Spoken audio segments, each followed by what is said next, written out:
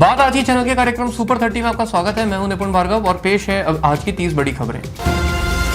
वित्त मंत्री निर्मला सीतारमण ने दिया बयान, कहा जनता के हाथ में ज्यादा पैसा रहेगा, जीएसटी में कटौती का लाभ पूरे देश को मिलेगा। आजमगढ़ में पुलिस बदमाशों में मुठभेड़, 2 शातिर लुटेरे गिरफ्तार, पुलिस टीम पर की फायरिंग, कार्रवाई में दोनों को लगी गोली। डेमोक्रेटिक रिपब्लिक ऑफ कॉन्गो में इबोला के नए प्रकोप से 15 लोगों की मौत का संदेह, 53.6% मृत्यु दर, स्थिति गंभीर।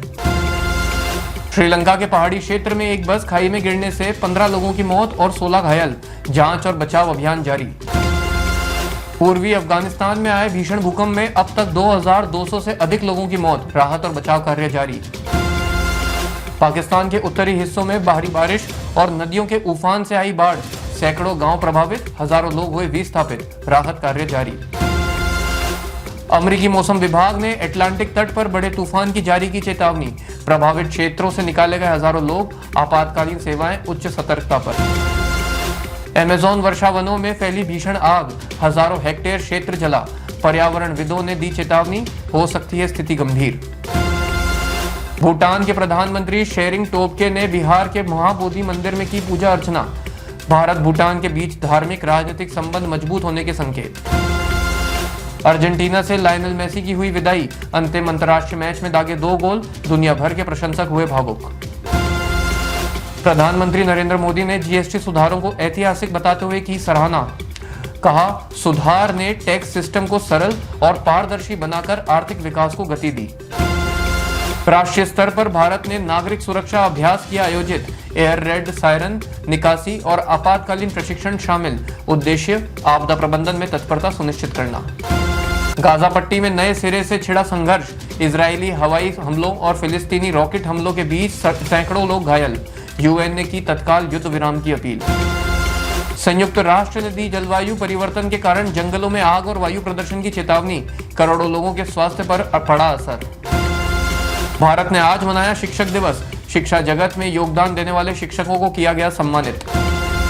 थाईलैंड संसद ने अनुतीन चंडविराकुल को चुना प्रधानमंत्री, लंबे समय से चल रही राजनीतिक अस्थिरता को समाप्त करने के लिए रहा महत्वपूर्ण कदम। बीजिंग में 80वीं विजय दिवस परेड में हुए रूस और उत्तर कोरिया के नेता शामिल, परेड में चीन ने सैन्य ताकत और सहयोगी संबंधों का किया प्रदर्शन।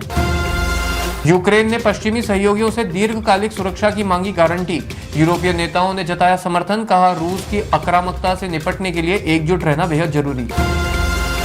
ब्रिटिश सरकार ने पैलेस्टीन एक्शन समूह को घोषित किया आतंकवादी संगठन, निर्णय के खिलाफ ब्रिटेन में बड़े पैमाने पर विरोध प्रदर्शन की तैयारी, बढ़ सकता है राजनीतिक तनाव। लिवरपूल में हुआ वर्ल्ड बॉक्सिंग चैंपियनशिप का शुभारंभ, 68 देशों के 540 से अधिक मुक्केबाजों ने लिया हिस्सा, वैश्विक स्तर पर खेल कूटनीति को बढ़ावा। पूर्वी यूक्रेन में रूसी हमले, नाटो देशों ने यूक्रेन को अधिक हथियार और आर्थिक मदद देने का दिया आश्वासन, युद्ध का स्वरूप हो सकता है जटिल। पलामू में नक्सलियों से मुठभेड़ में 2 पुलिसकर्मी शहीद, 1 जवान की हालत गंभीर, सर्च ऑपरेशन जारी, राज्यपाल और सीएम ने जताया शोक।